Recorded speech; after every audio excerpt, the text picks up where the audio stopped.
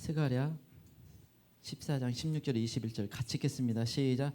예루살렘을 치러 왔던 이방 나라들 중에 남은 자가 해마다 올라와서 그 왕방의 여호와께 경배하며 초막절을 지킬 것이라. 그 땅에 있는 모습들 중에 그 왕분의 여호와께 경배하러 예루살렘에 올라오지 아니하는 자들에게는 비를 내리지 아니하실 것인즉 만일 애굽 족속이 올라오지 아니할 때에는 비 내림이 있지 아니하리니 여호와께서 초막절을 지키러 올라오지 아니하는 이방 나라들의 사람을 치시는 재앙을 그에게 내리실 것이라. 애굽 사람이나 이방 나라 사람이나 초막절을 지키러 올라오지 아니한 자가 받을 벌이 그러하니라. 그 날에는 말 방울에까지 여호와께 성결이라 기록될 것이라. 여호와의 전에 있는 모든 소치 주발과 다름이 없을 것이니 예루살렘과 유다의 모든 소치 만군의 여호와의 성물이 될 것인즉 제사 드리는 자가 영혼의 여호와의 전에 가나안 사람이 다시 있지 아니하리라. 아멘. 네, 내일이 대속죄일입니다. 그래서 그 유대인 유대력으로는 티시류얼 그 10일이고 그다음에 티시류얼 15일 5일 있다가 초막절이 있습니다. 근데 초막절은 일주일 동안 7일 동안 지키는데 정확히 얘기하면 8일 동안 지켜요. 8일째는 쉐미릿 아제릿이라고 해서 사실 아쉬움이 더 남는, 얼마나 즐겁게 지냈는데 우리가 좀 아쉽잖아요. 하루 더 놀아라. 8일 동안 쉐미릿 아제릿 지켜요. 그래서 사실 8일인데 그래서 이번 주 토요일부터 사실 다음 주 토요일까지가 이 초막절입니다. 그래서 이 초막절은 이 모든 절기의 마지막 절기인데 이게 아주 굉장히 중요한 의미가 있어요. 오늘 이 스가랴 14장에 보면 천년왕국에서 초막절을 지키라. 아주 이 초막절을 특별하게 다루고 있습니다. 그리고 이 초막절은 유대인들이 반드시 예루살렘에 올라가야 되는 절기였어요. 그 새 절기 신명기 16장이면 이 초막절에 대한 말씀을 16장 12절 16절이면 초막절에 대해서 말씀해 주고 있어요. 그런데 그 16장 16절이면 유대인들에게 새 절기는 예루살렘에 올라가야 된다라고 하는 절기예요. 그게 그 유월절, 오순절, 초막절. 유월절, 오순절, 초막절. 뭐 오순절을 칠칠절이라고 하고 써 있기도 하고 뭐 유월절을 무기절이라고 써 있기도 하지만 하여튼 이 우리가 쉽게 유월절, 오순절, 초막절은 유대인 남자라면 이 예루살렘에 올라가야 돼요. 그 절기를 지켜야 됩니다. 그리고 가서 그 헌물도 드리고. 그래서 이게 굉장한 중요한 절기로 강조하고 있어요. 근데 이 유월절, 오순절, 초막절 세 절기에는 유대인 남자가 꼭 지켜야 되는데 그런데 이 절기는 다 추수와 관련돼 있습니다. 추수. 그래서 이 세 절기가 추수. 그래서 이 세 절기의 추수 관련돼 있기 때문에 영적으로 보면 이 세 번의 추수가 있겠다라고 이렇게 생각할 수가 있습니다. 그래서 이 세 번의 추수를 뭐 우리가 요한계시록 14장에 보면 놀랍게 또한 이 세 번의 추수를 또 얘기해요. 그래서 이 추수가 실제 영적인 추수. 그러니까 추수라고 하는 것은 이 영혼의 추수죠. 사람에 대한 추수예요. 예수님께서 제자들에게 세상 끝의 추수의 중요성을 강조했어요. 세상 끝에 추수가 있는데 추수꾼은 천사들이다. 이걸 예수님이 말씀해 줬는데 그래서 이 인류 역사의 끝에 이 마지막에 이 추수가 중요합니다. 근데 이 초막절과 관련돼서 이 추수를 말씀하고 있어요. 근데 이 새 절기와 추수에 관련돼 있어서 우리가 항상 새 절기가 돌아올 때마다 다른 절기도 그렇지만 좀 긴장하는데 사실은 그런 면에서 초막절도 이 예의가 또 더군다나 사실은 이건 오늘 제가 깨달았어요. 아니 왜 초막절을 이렇게 중요하게 여길까 하다가 점심에 앉아서 밥 먹다가 아니 이제 초막절은 이제 좀 나오지만 아니 여러분이 유월절, 오순절은 이루어졌어요. 근데 초막절은 대단히 중요한데 이 천년왕국 들어가는 정도로만 이해하고 있었거든요. 근데 이건 초막절이 추수예요. 사실 추수인데 영적으로 추수가 이루어지는 게 있어야 되는데 이게 사실은 안 나와 있네요. 이런 면에서 뭐예요? 휴거일 수 있는 여지가 굉장히 많다는 얘기예요. 사실 이게 갑자기 아니 주님 왜 이렇게 초막절이 중요해요 하다가 하나 더 깨달아진 게 있어요. 그럼 분명 추수인데 이게 앞으로 이루어질 추수거든요. 근데 지상 재림할 때는 이미 다 내려와 있는 상황인데 초막절에 추수가 더 없는데 그럼 그 전에 추수가 있어야 되잖아요. 그럼 이건 휴거이지 않는가 이렇게 딱 갑자기 들어가지고 야 이거 참 여러분은 별 볼일 없을지만 저는 놀랬어요. 더군다나 오늘 그냥 아침까지 그냥 나팔절이 그냥 이렇게 누가 이 틀어놨나 애들한테 누가 틀어놨니? 이렇게 이 유튜브에 나오는 보면 이 쇼파로 부는 내용이 있고 그다음에 이렇게 천상에서 이렇게 부는 것을 누가 녹음처럼 해놓은 게 있어요.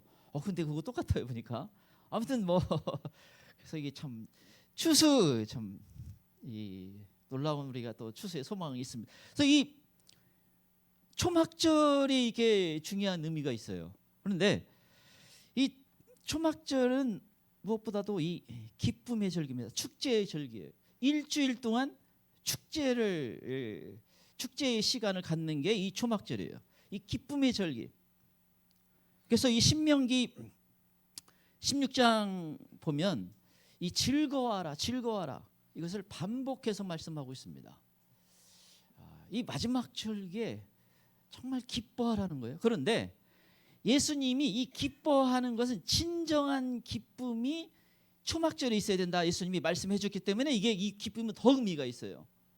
왜냐하면 그 초막절의 마지막 날에 행사를 합니다. 일주일 마지막 7일째에 실로암에 가서 제사장들이 물을 떠다가 제단에 갖다 부으면 나팔수들이 여호와를 찬양을 여호와를 3번 외치고 엄청난 나팔수도가 찬양대가 막 그 찬양을 하고 저쪽에서 기뻐 뛰며 춤을 추고 엄청난 이 장관인데 예수님이 답답해 하시면서 외쳤어요. 성경이로 그 배에서 생수의 강이 흘러나라 목마른 자는 다 내게로 와 마시라 라고 하면서 이게 성경이 요한복음 7장이면 이건 성령을 가리키는 것이다 라고 말씀했어요. 그러니까 예수님이 너희가 그렇게 하면 참 만족도 없고 그건 그냥 행사일 뿐이고 진정한 영혼의 만족이 있는 게 아니다. 그건 그냥 형식이다. 답답해하면서 진정한 예수님을 깊게 만나야만 진정한 기쁨을 누릴 수가 있다는 거예요. 그런데 그것은 성령을 가리키는 것이다 라고 말씀해 주고 있어요. 그래서 진정한 기쁨은 성령 받아야 된다는 거예요. 어떤 사람이 우울증에 걸려 있어요. 어떤 사람이 늘 슬퍼해. 뭐예요? 성령 받아야 돼요. 이 심령을 좀 바꿔야 돼요. 뭔가 이렇게 원망과 불평, 뭔가 삐딱한 사람 뭐예요? 심령이 좀 바꿔져야 돼. 성령을 받아야 성령을 받아야 돼요. 우리 신앙은 우리가 열심히 노력하는 건 있지만 진정한 신앙은 성령 받아야 되는 거예요. 예수님이 이 초막절 행사에 참석하셨어요. 요한복음 7장이면 가서 그 외친 거예요. 그 성경 이름 같이 그 배에서 생수의 강이 흘러나리라. 여러분 그래서 이 성령 받으면 이 기쁨이 있다는 걸 어디 알 수 있는가? 사도행전 하면 2장에 보면 2장 40절 집에서 떡을 떼며 기쁨이 충만하더라. 오순절 성령이 임하고 그들이 모여서 같이 나누는데 기쁨이 있는 거예요. 그래서 여러분 모임이 어떤 모임이 성령 받은 사람이 많은 모임이 있으면 뭐예요? 거기에 기쁨이 있습니다. 여러분 2000년 전에 기쁨이 있는데 지금은 이제 다 나눠져서 없다 이런 거 없어요. 성령님은 동일한 성령님이에요. 성령 받은 사람이 여러 사람이 있으면 뭐예요? 거기에 사실은 기쁨이 있어야 돼요. 물론 그 판 깨는 사람이 있으면 어둠이 강하겠죠. 나는 주로 판 깬다. 그러면 나는 어둠의 영이가 다르게 보면 돼요. 이게 뭔가 이렇게 안 좋은 얘기를 많이 하는 사람, 그 어둠이에서 그런 거지. 성령님은 원래 믿는 모임 가운데 기쁨을 주시는 분입니다. 그다음에 이 사도행전 8장 8절에서도 뭐예요? 그 빌립이 가서 사마리아 성에 복음을 전했는데 그 성에 큰 기쁨이 있더라. 아예 그냥 성의 기쁨이 생긴 거예요. 복음은, 진정한 복음, 성령 역사하는 복음에는 이 기쁨이 있어요. 뭔가 나의 어떤 그 삶을, 환경을 뛰어넘는 마음이 주어지는 것입니다. 그래서 늘 우울하고 늘 이렇게 슬퍼하고 하는 건 내가 뭔가 쫓아낼 때가 많구나, 쫓아낼 것이 많구나, 그렇게 생각하면 돼요. 그래서 예수님이 이 초막절 행사는 참 진정한 기쁨은 너희가 성령 받아야 된다.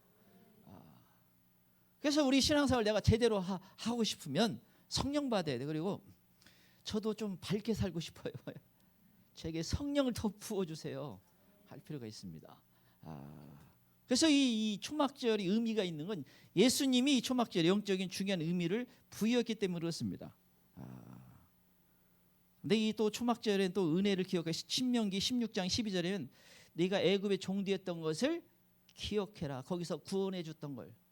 이러면 여러분, 우리 신앙생활은 하나님의 은혜를 늘 기억해야 되는 게 중요합니다. 내가 이렇게 예수 믿게 된 거 하나님 은혜고, 하나님의 자녀로 살아가는 거 하나님 은혜고, 이렇게 예배 드릴 수 있는 것도 다 하나님의 은혜입니다. 천국에 가게 되면 다 무엇을 하게 되냐면 다 사실 겸손합니다. 그래서 내가 이 자리에 올 수 있다니, 이 말할 수 없는 그 이 찬란한 그 영광의 자리에 내가 올 수 있다는 것은 은혜였구나, 이 고백을 하게 되어 있어요. 아무리 열심히 신앙생활했던 사도 바울일지라도 내가 은혜로 여기 왔다는 걸 고백할 수밖에 없습니다. 왜냐하면 그 열심에 비해서 너무 큰 영광스러운 은혜를 줬기 때문이에요. 그래서 이 감사와 감격을 하게 되어 있습니다. 그래서 여러분, 우리가 이 신앙생활에서 이 감사와 감격이 너무 중요해요. 은혜를 기억할 때 이게 가능한 것입니다. 그래서 항상 하나님이 내게 은혜 주셨음을, 비록 현실이 조금 힘들지라도 하나님이 주신 은혜를 붙잡고 있는 사람은 신앙이 살아있는 사람이고 건강한 사람이에요. 사실 뭔가 이게 원망과 불평은, 제가 이제 요즘에도 또 이렇게 민수기를 한번 이번 주도 한번 읽다가 얼마나 원망과 불평을 많이 해요. 그냥 뭐 왜 우리 고기 안 주냐, 왜 우리 먹을 이 물을 없어가지고 우리 목마를 죽이려고 하느냐, 뭐 그들이 늘 입에서 뭐가 나와요? 우리 죽이려고 이렇게 인도했냐. 하나님이 하다 그 얘기 듣다가 질려가지고 그냥 네 말대로 되라 해가지고 돼요. 광야에서 20세 이상은 다 죽습니다. 자기 말한 거에 대한 열매를 자기가 먹는 거예요. 그래서 여러분, 이게 하나님께 감사하면 그 감사는 더 큰 은혜를 가져와요. 그 더 큰 복을 가져옵니다. 그래서 이 입이 참 중요해요. 그래서 감사도 좀 나누고, 하나님이 영광 드리는 이야기도 좀 나누고, 그거 굉장히 중요해요. 이게 안 고쳐지면 이제 한 번씩 고쳐져라. 예수 이름이 바뀌어져라, 이렇게 해야 돼. 좀 너무 이렇게 그래서 믿음의 왜 우리는, 아니 내가 뭐 특별히 거부하지 않은 이상 지옥에 안 가게 돼 있어요. 사실 잃어버리지 않는 이상, 잃어버리는 악한 쪽으로 가지 않는 이상 이 지옥에 안 가는데 얼마나 감사할 일이에요. 영원히 감사해야 될 것인데, 다른 특별히 지금 이제 이 중요한 마지막 때는 더 감사를 해야 됩니다. 근데 이 초막절 이 하나님의 은혜를 기억하면서 이게 몇 가지 이제 이 중요한 의미를 오늘 본문을 통해서 보기 원합니다. 첫 번째, 초막절은 온 세상의 왕이신 예수님께 경배하는 절기입니다.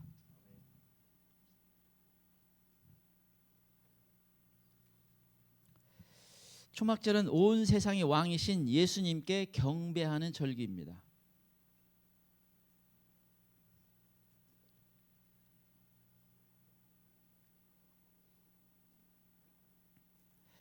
초막절은 온 세상의 왕이신 예수님께 경배하는 절기입니다. 16절 보겠습니다. 16절 같이 읽겠습니다. 시작. 예루살렘을 치러 왔던 이방 나라들 중에 남은 자가 해마다 올라와서 그 왕 만군의 여호와께 경배하며 초막절을 지킬 것이라. 남은 자, 대환란에서 남은 자를 말합니다. 소수가 사는 말. 지금 지구상의 인구가 한 80억 정도인데 모르겠어요. 몇 명이 뭐 휴거될지는 모르겠어요. 뭐 몇백만 명이 될지 몇천만 명이 될지는 모르겠지만 휴거되고 대환란 들어가서 많은 사람이 순교를 하고, 그 여러분 그 송명희 시인의 표, 그 표의 앞에 보면 그 쓰여진 이유를 얘기하잖아요. 내가 이 표를, 이 책을 쓴 소설처럼 돼 있는데 하도 주님이 쓰라고 계속 강권적으로 하다가 사람들이 이것 때문에 너무 공격을 많이 받을까봐 소설 형태로 썼다 이렇게 나와요. 그런데 거기 보면 뭐예요? 일부가 휴거돼요. 한 뭐 30%인가 하여튼 뭐 휴거되고, 그리고 일부가 또 순교를 하죠. 일부가 또 짐승의 표를 받아가지고 그 사람들은 그냥 적그리스도를 따라가고, 일부는 또 이 그 고문을 당하고 그러잖아요. 그 표의 내용 보니까 그냥 그대로 그 내용이에요. 그래서 거기서 나중에 엄청난 이제 나팔재앙과 대접재앙이 있습니다. 대접재앙은 뭐 이거 그냥 상상을 초월해. 그냥 지구가 완전 그냥 이 지도가 바뀔 만큼 큰 환란이에요.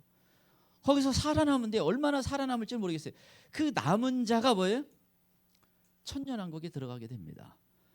근데 그 남은 자가 천년왕국에 들어가는데 그들이 해마다 뭐예요? 예루살렘에 올라와서 예수님께 경배하더라. 이 예수님은 하나님이세요. 근데 이 만군의 여호와께 경배하며 초막절을 지킬 것이다. 그 왕이신 예수님께 경배하면서 초막절을 지킨다는 거예요. 그래서 그 앞에 스가랴 14장은 그 예수님이 이 땅에 오시면서 천년왕국 들어가는 과정까지 쭉 잘 설명해 있어요. 그래서 4절이면 감람산에 예수님이 오시고 산이 갈라지고 생수의 강이 흐르고, 그리고 9절에는 온 천하의 왕이 되신다. 그리고 이 초막절을 지키는 천년왕국 초막절을 지킨다라는 것을 이 시간 순서대로 잘 설명해 주고 있어요. 그래서 2000년 전에는 이게 전혀 안 이루어졌어요. 여러분 이 천년왕국이 없다고 하는 게 우리 지금 밖에 나가면 대다수인데 사실 없으면 말이 안 되는 거예요. 이 말씀이 그냥 뭐 하나님이 옛날에 한번 해봤다가 아무래도 안 되겠네, 그냥 그건 접어두자. 이게 말이 안 되는 거. 이 말씀이 이루어지는 거예요. 언제? 천년왕국 때 이루어지는 것입니다. 그런데 2000년 전에는 사실은 이게 안 이루어졌어요. 2000년 전에는 예수님이 얼마나 초라하게 이 땅에 오시고 사셨습니까? 마구간에 태어나셨죠. 그리고 이 헤롯 왕이 죽이려고 해서 애굽으로 이집트로 또 피난 갔죠. 그 다음에 나사렛에서 가난한 동네에서 그 목수의 아들로 가난하게 자라셨고, 30세에 공생이 시작을 하셨는데 온갖 핍박과 조롱이 있었어요.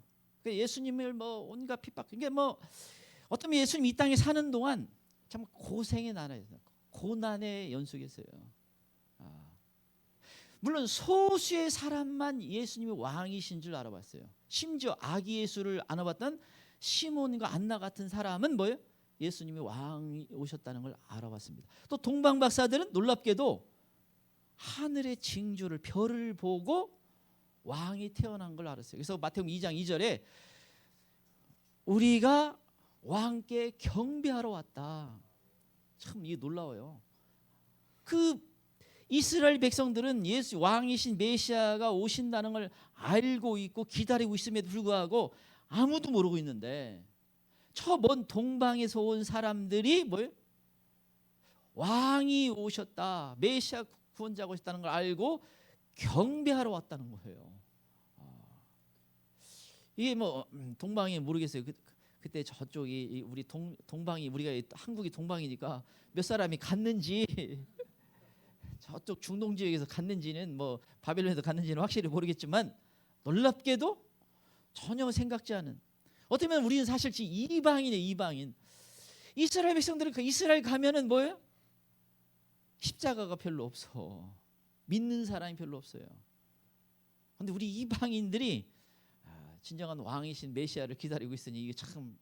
그런데 그들이 스가랴에 보면 민족적으로 회개하는 때가 옵니다. 눈이 열리는 때가 와요. 예수님이 이제 예루살렘에 오시고 거기서 왕이 되시고 이스라엘은 역사상 가장 찬란한 시간이 시작됩니다. 그들은 왕을 모시는 민족으로 거기서 살게 돼요. 이제까지 이스라엘 향한 아브라함이 약속한 너희는 온 세상이 너희를 통해서 복 받는다. 이 말씀도 그때 다 이루어집니다. 근데 이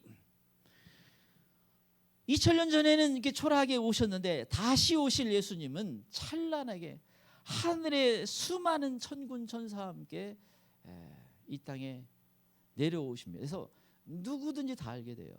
물론 이 지구상은 뭐 거의 초토화 상태가 되죠.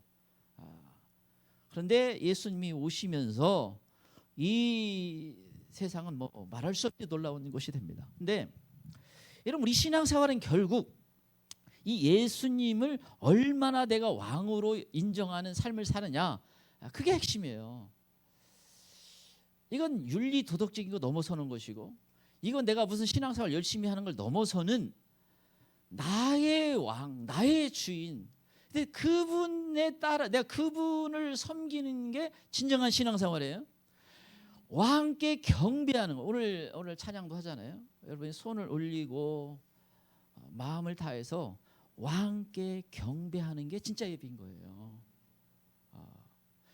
내 예배가 예배를 드리다 보니까 내 기분이 좀 위로가 되고, 내가 좀 내 소원이 좀 이루어질 것 같고, 아니면 뭐 내 자녀가 좀 잘 될 것 같고 있을 수 있죠. 근데 그 본래는 뭐예요? 하나님을 왕이신 주님을 만나는 자리에 이 자리예요. 그래서 왕께 경배를 드리는 거예요. 왕께 경배. 나에게 나의 주인, 나의 왕, 그분께 내가 마음을 다해서 경배를 드리면 그 예배는 복된 예배가 되는 겁니다. 근데 이게 참 잘했던 사람이 다윗이에요. 다윗. 제가 이 다윗을 볼 때마다 참 놀라는 건 뭐냐면, 신약에 우리는 많은 그 영적인 그 이 비밀들이 예수님을 통해서 해석이 돼 있어요. 그 깨달음을 주시고 있는데, 또 성령님께서 많은 깨달음을 주셨잖아요. 근데 이 다윗과 보면 대부분 다윗에게 그게 있었어요. 이게 참 대단한 사람이라는 걸 알 수가 있습니다. 물론 그 삶에 허물도 있고 실수도 있지만, 그러나 그는 대단히 영적인데, 그 중에 하나가 뭐예요? 그 진정한 예배가 무엇인지 모범으로 보인 사람입니다. 여러분 이 다윗이 이 시편 24편은 문들아 너희 머리를 들지어다, 영원한 문들아 들릴지어다, 영광의 왕이 들어가시로다. 다윗이 춤을 추면서 언약궤를 다윗성으로 모셔드립니다. 여러분 이 왕이 되어서 초기의 기반을 이제 잡는 게 참 중요하죠. 여러분 다윗은 자기가 속한 지파는 유다 지파예요. 나머지 10지파는 다윗이 잘 구슬려야만 되는 겁니다. 그러니까 아직 안정이 안 돼 있어요.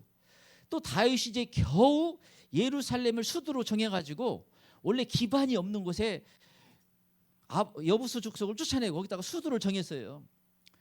딱 정해놓고 이제 할 일이 많잖아요. 그런데 뭐예요? 그가 먼저 했던 건 뭐냐면, 하나님의 임재의 상징인 언약궤를 내가 다윗성으로 모셔드리겠다. 이건요, 내가 아무리 어떤 사람이 아무리 바쁘고 아무리 내가 해야 할 일이 많고 내가 요즘 기분이 안 좋고 뭐 적들이 많이 나를 좀 공격하고 뭐 그런 거 다 떠나서 뭐예요? 하나님이 중심에 있는 사람이라는 걸 알 수가 있어요. 그리고 그가 이 다윗성의 언약궤를 모시고 오는데, 여러분 그 첫 번째는 이 우사 소가 뛰어가지고 이렇게 그거 잡다가 죽었잖아요. 그래서 다윗이 이제 무서워가지고 그냥 놔뒀다가 오베데돔의 집에 놔뒀는데, 오베데돔의 집이 복을 받았다. 그게 3개월 내에 전국에 퍼졌어요. 이 정도면요, 소가 낳는데 10마리씩 나고 마당에서 그냥 푹 팠더니 기름이 쏟아나오고 밭에 가 있더니 뭔가 그냥 그 금은 보화 상자들이 막 튀어나오는 거예요. 이 수준 되니까 전국에 그 집 복 받았다. 다윗이 내가 난 복 받아야 된다. 하나님께 난 복 받아야 된다. 이제 그 다윗성으로 모셔드리는 일을 다시 추진하는데 그 앞에서 막 춤을 추면서 기뻐하면서 하나님께 영광을 돌리는 그 기쁨이 충만한 거예요. 왜냐면 하나님이 우리 집에 오신다, 내 마음에 임하신다, 뭐 우리 성에 임하신다 하면서 기쁨이 충만한 겁니다. 예배를 제대로 드린 거예요. 예배자가 된 겁니다. 물론 다윗은요 예배가 무엇인지 알았어요.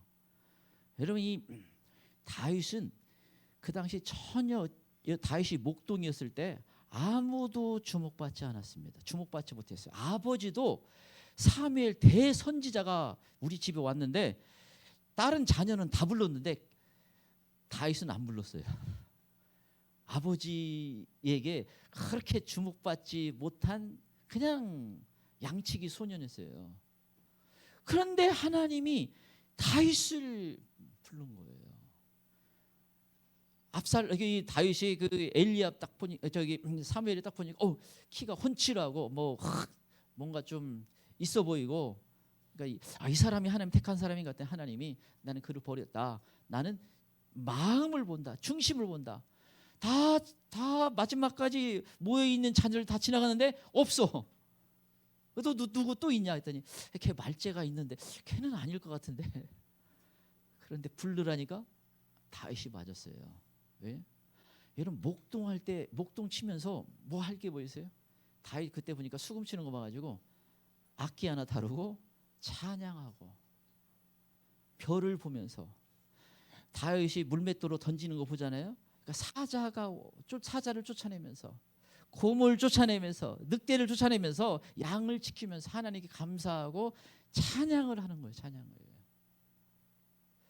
이 다윗은 이미 목동 때 어렸을 때 뭐예요? 지금 같으면 초등학생인데 예배자가 된 거예요. 예배자가.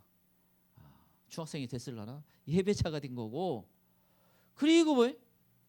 다윗이 기름 부음 받은 다음에 수금을 타는데 악령 귀신이 떠나요. 그래서 다윗은 나중에 어떻게 해요? 성가대를 3,000명, 4,000명 만듭니다.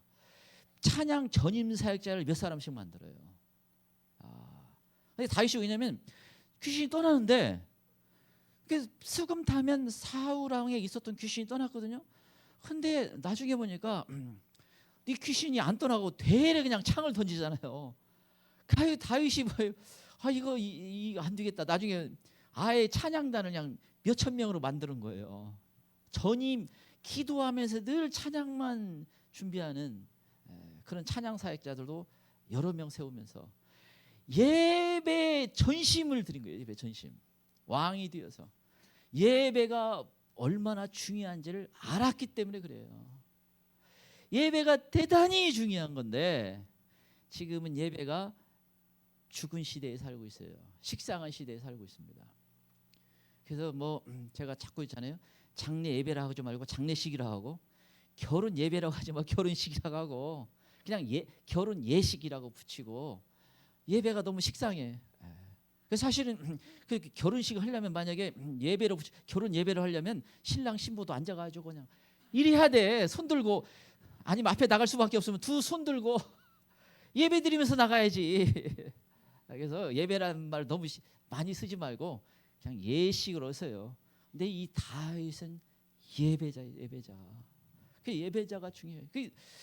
여러분 히브리서의 가인과 아벨은 뭐예요? 의인이다 얘기하고 있어요. 의인. 얼마나 복된 거예요. 그런데 아벨이 딱 하나님이 받으시는 예배를 드렸다. 왕께 진정으로 경배한 거예요. 그 마음을 하나님이 받으신 것입니다. 그래서 여러분 이 영광의 왕이 들어가신다. 다윗이 그 고백했던 그 고백을 우리도 해야 돼요. 사실은 이 예배가 얼마나 중요한지 알기 때문에 어떤 사람이 성령 받았다면 뭔가 내가 내 어떤 기분과 감정과 상황 떠나서 뭔가 하나님 제가 더 예배를 전심으로 드리고 싶어요. 이 마음이 있어요. 그리고 뭐 손을 올리나 안 올리나 그렇게 중요한 건 아니지만 그러나 내가 정말 주님께 예배드리고 싶다. 이게 있어요. 이게 이 사람이 제대로 지금 성령 받고 성령 역사가 있는 사람이에요.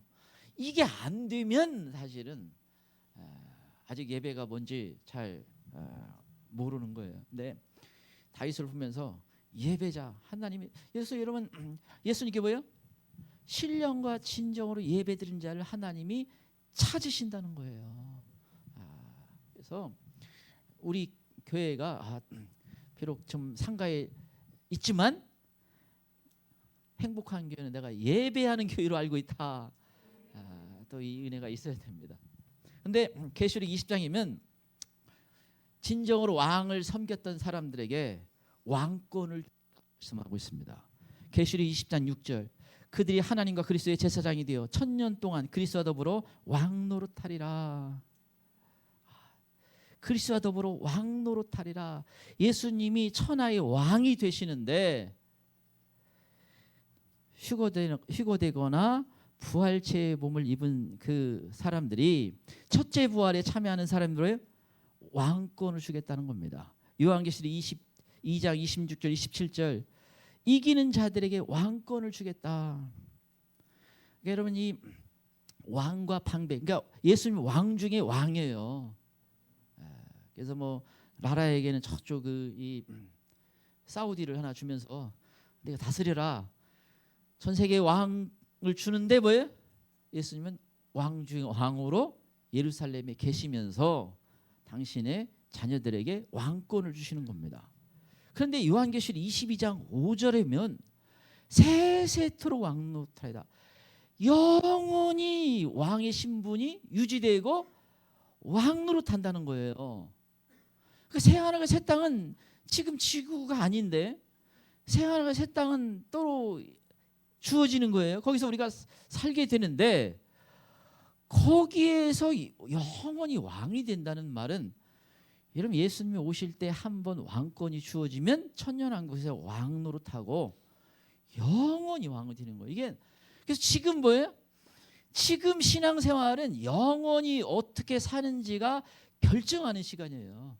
그러니까 사실은 뭐 제가 자주 표현하지만 까무러칠 만큼 중요한 시간이에요. 얼마나 중요한 시간이겠어요. 실제적인 그래서 이 누가복음에 뭐예요? 각 고을마다 이렇게 띄워주는 걸 볼 수가 있어요. 그래서 실제적인 지역을 담당하는 왕이 된다는 걸 의미합니다. 그래서 뭐 어떤 저기 이제 전에 그 사역 어떤 한 분 사역자가 얘기하다 보니까 그 이제 그분은 뭐 목사님이 됐는데 이제 천국에서 상을 받는 게 중요하다 그러니까 그럼 천국도 아니네. 난 천국 뭐지 차별 있냐? 그 인간적인 생각이에요. 각자 행한 대로 주님이 상을 주신다고 말씀하셨어요. 천국에도 뭐예요? 각 직책이 있어요. 천사도 직책이 있어요. 가브리엘 천사나 미가엘 천사는 천사장이에요. 천사장. 천사의 높은 계급이에요. 똑같지가 않습니다. 물론 이 세상이 죄로 다스리는 세상은 거기는 이 세상과 같지는 않지만 그러나 다른 건 확실해요. 마치 24장로가 있듯이 다른 겁니다. 그래서 이 왕이신 예수님께 진정으로 경배하는 자에게 줘요 왕권이 주어진다. 자, 두 번째, 초막절은 천년왕국에서 반드시 지켜져야 하는 절기입니다.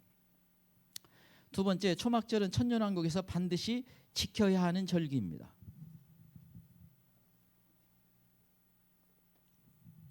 초막절은 천년왕국에서 반드시 지켜야 하는 절기입니다.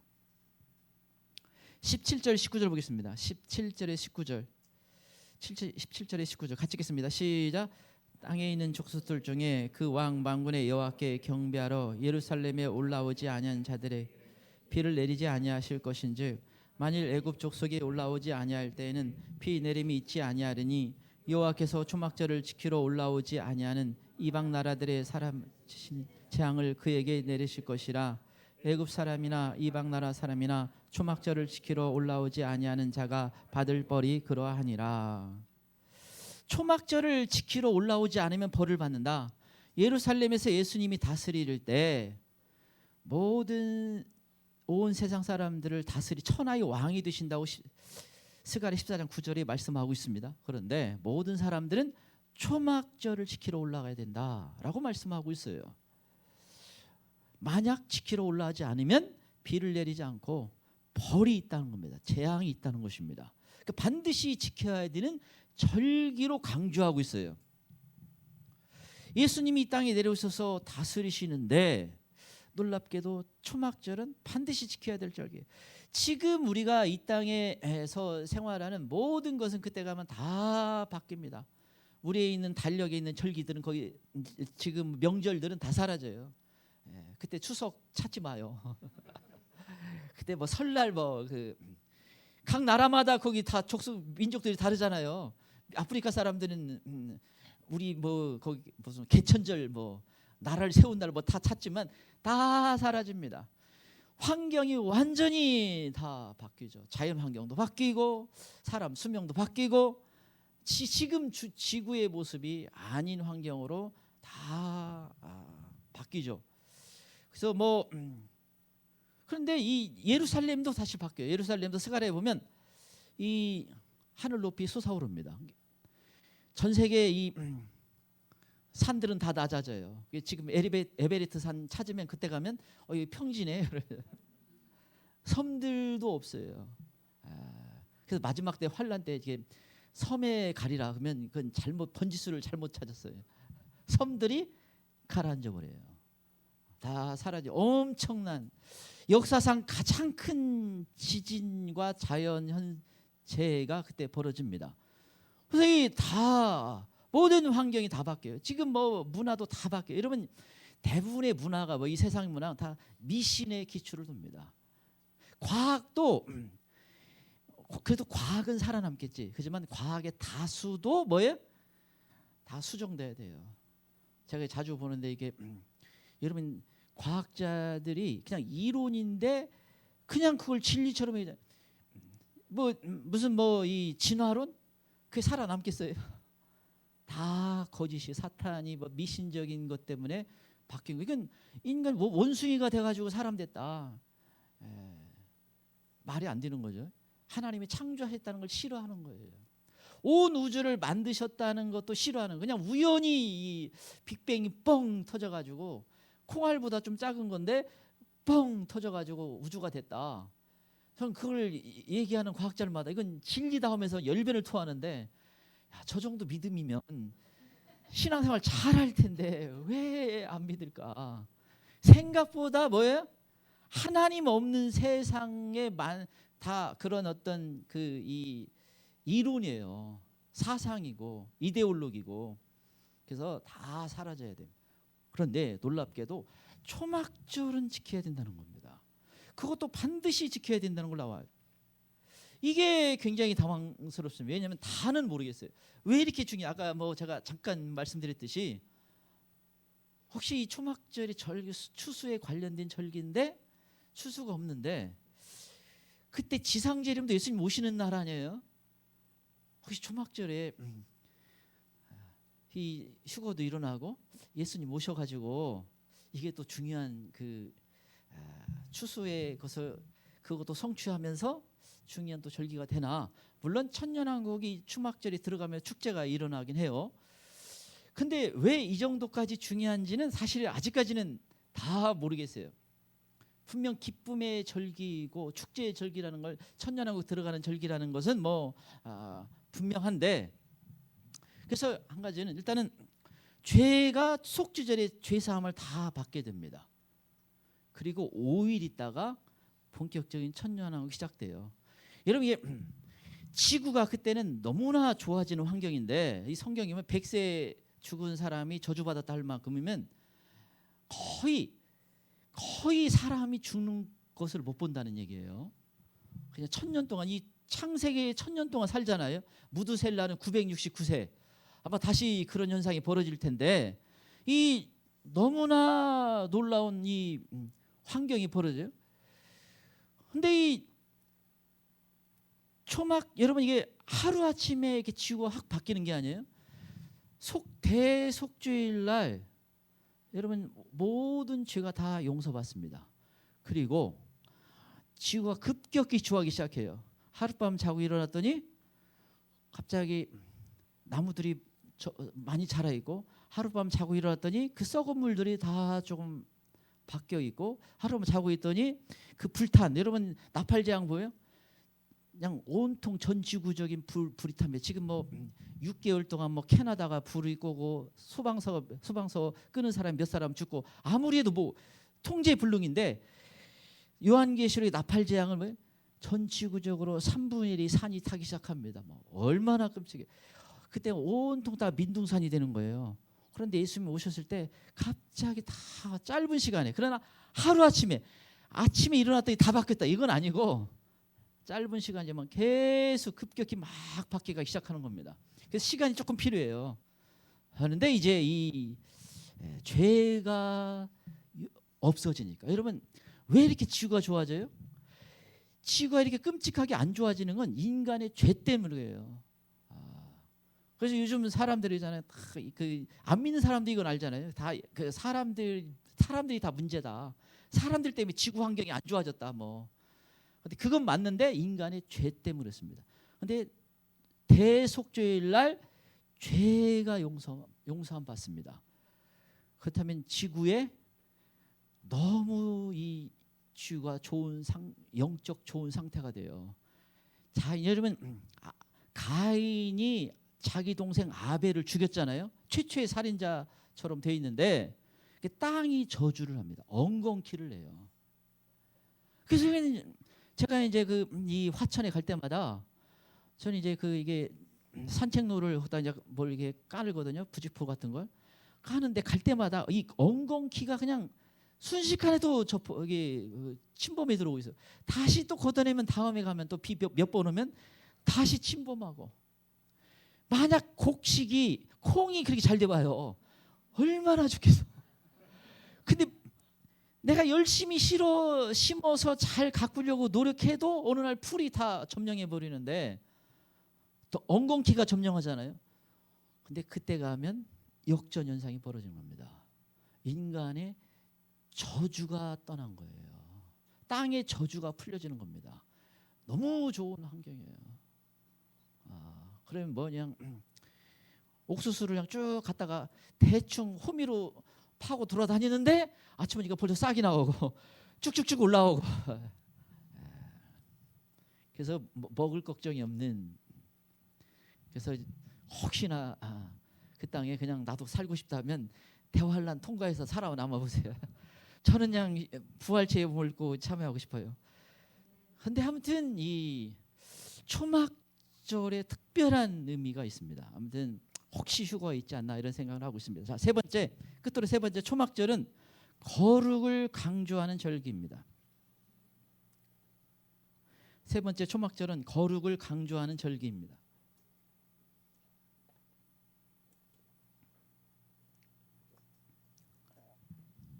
거룩을 강조하는 절기입니다. 20절 21절 보겠습니다. 20절 21절 같이 읽겠습니다. 시작. 그날에는 말 방울에까지 여호와께 성결이라 기록될 것이라. 여호와의 전에 있는 모든 솥이 제단 앞 주발과 다름이 없을 것이니 예루살렘과 유다의 모든 솥이 만군의 여호와의 성물이 될 것인즉 제사 드리는 자가 와서 이 솥을 가져다가 그곳으로 고기를 삶으리라. 그날에는 만군의 여호와의 전에 가난 사람이 다시 있지 아니하리라. 말 방울에까지 여호와께 성결이라. 말 방울에다가 여호와의 성결, 그만큼 성결한 세상이 되고 거룩이 강조되는 세상입니다. 이건 사실 당연해요. 여러분 죄가 지금과 비교해서 거의 없어집니다.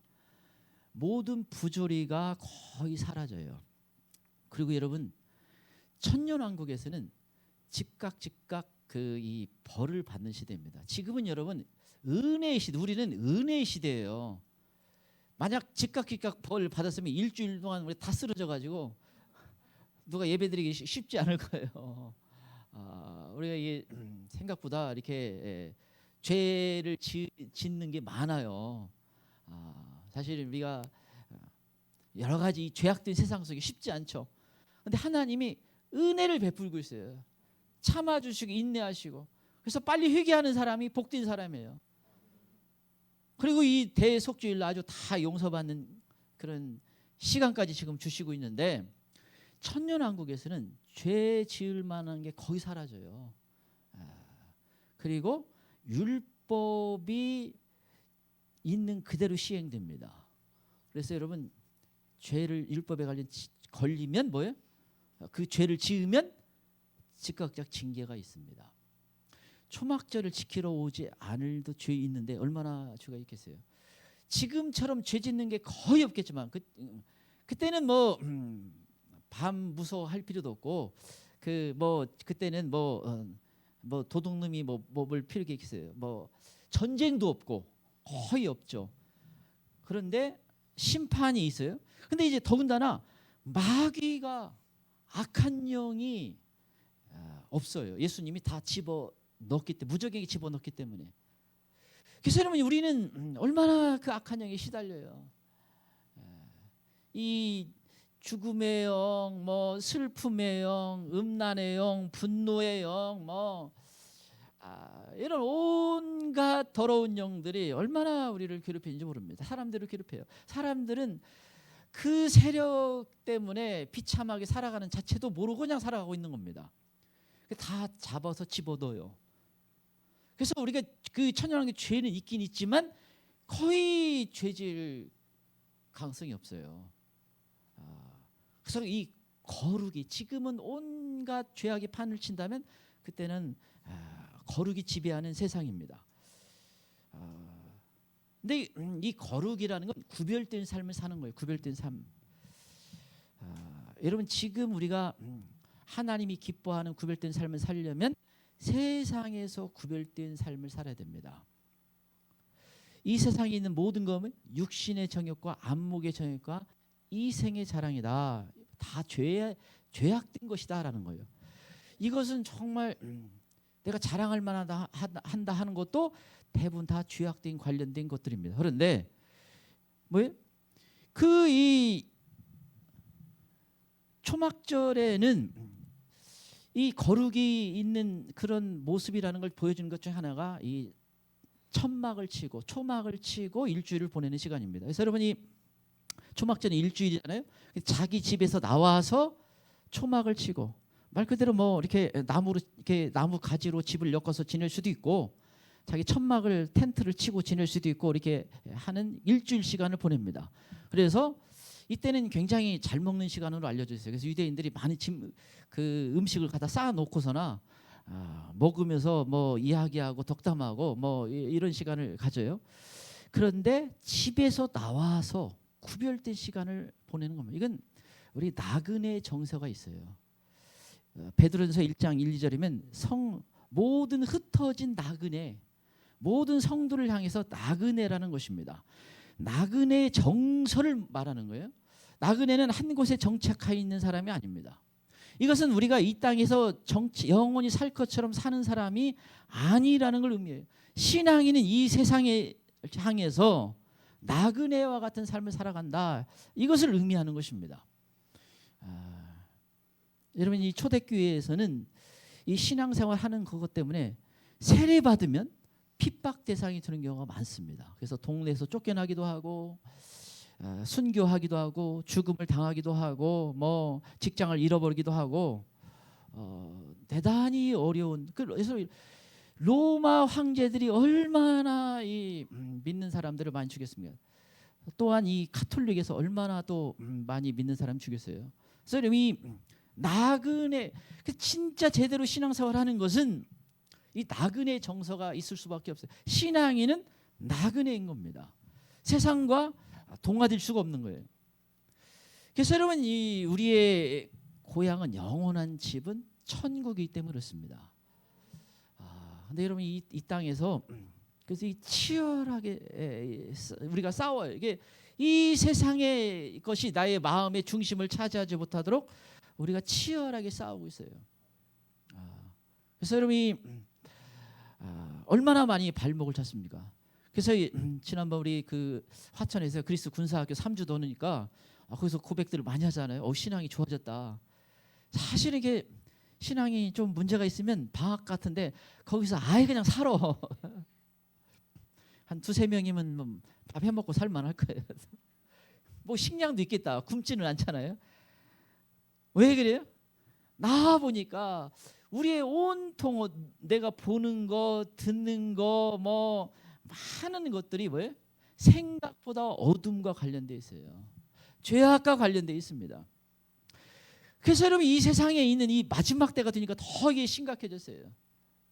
제가 이제 뭐 저는 뭐 굶지는 않았지만 제가 어렸을 때 잘하는 것보다 우리 중고 이 청년들 잘하는 게 환경으로서는 훨씬 잘 살죠. 아니 우리나라 뭐 단군인가 얼마 곰이 여자가 된지 언제 하든 3천년이든 4천년이든지 가장 잘 사는 시대에 살고 있어요. 아니 뭐 100년 이래 뭐 얼마나 잘 사는 시대에 여러분 살고 있어요. 그런데 가장 어쩌면 정신이 피폐해진 시대에 있는지도 몰라요. 신앙이 정말 좋아지기 어려운 시대에 살고 있어요. 여기 중고 청년들이 나와 있다는 건 거의 기적 같은 일이에요. 기적 같은 사실. 이게 쉽지 않아요. 신앙 갖는 게. 얼마나 이 기독교가 조롱의 대상이 됐어요. 핍박의 대상이 됐습니까? 이 댓글들 보면 아주 끔찍한 이 욕들을 해내는 게 얼마나 많은지 몰라요. 근데 목사님이 잘할 때는 그렇지 않아요. 제가 전에 얘기했죠.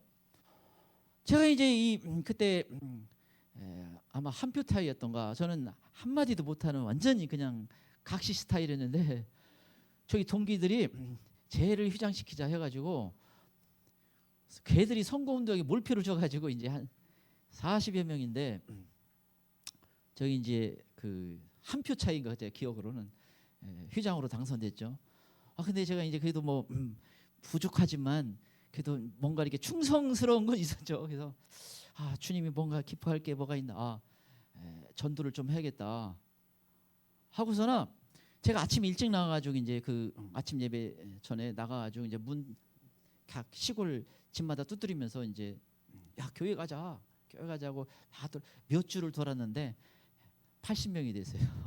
2배로 넣은 거예요. 2배로. 지금은요 한두 명이나 나올라나. 세상에 그때는 지금 확 달랐다는 거예요. 영적인 분위기가. 지금 훨씬 어려운 거예요. 훨씬 어려운 거예요. 신앙생활이 어려운 거예요. 왜? 그래서 여러분 이게 구별된 삶을 살아요. 그래서 치열하잖아요. 여러분이 신앙생활을 잘하려면 그래요. 자꾸 하나님만 바라보고 좋은 거 바라보려고 해야 되고 자꾸 찬양 듣고 말씀 통독 듣고 뭐 되게 좋은 걸 집어넣으려고 애써요. 근데 이게 제가 설교를 준비할 때 영적인 설교를 하려면 온갖 잡생각이 들어옵니다. 아주 치열해요. 그래서 어떤 때는 그냥 자버리자고 그냥 자다가 의자에 자다가 다시 일어나던가 아니면 이제 뭐 샤워를 한번 한다든가 이게 쉽지 않아요. 그래서 한 것 중에 원래 이제 그래서 제가 하는 이제 그 해결하는 방법 중에 하나가 찬양을 계속 틀어놓고 이제 합니다. 찬양 틀어놓고 경배와 찬양, 찬송가 1집에서 그 4집까지 찬송가 이렇게 틀어놓고 경배와 찬양 틀어놓고 계속 하면 좀 나아요. 옛날에는 뭐 내가 무슨 찬양이나 음악 들으면 내가 2가지 집중을 못했는데 하도 많이 이제 들으니까 괜찮아요. 어떻게 아주 치열하죠.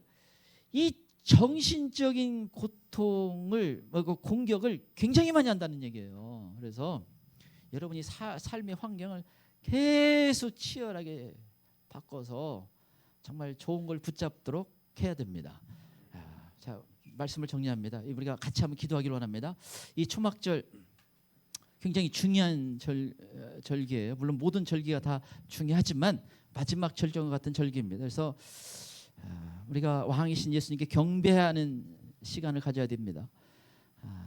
또 이 더 거룩해지고 정결하고 씻음 받는 또 이 시간이 될 수 있기를 원합니다. 같이 예수님 세 번 부르고 같이 기도하겠습니다. 예수님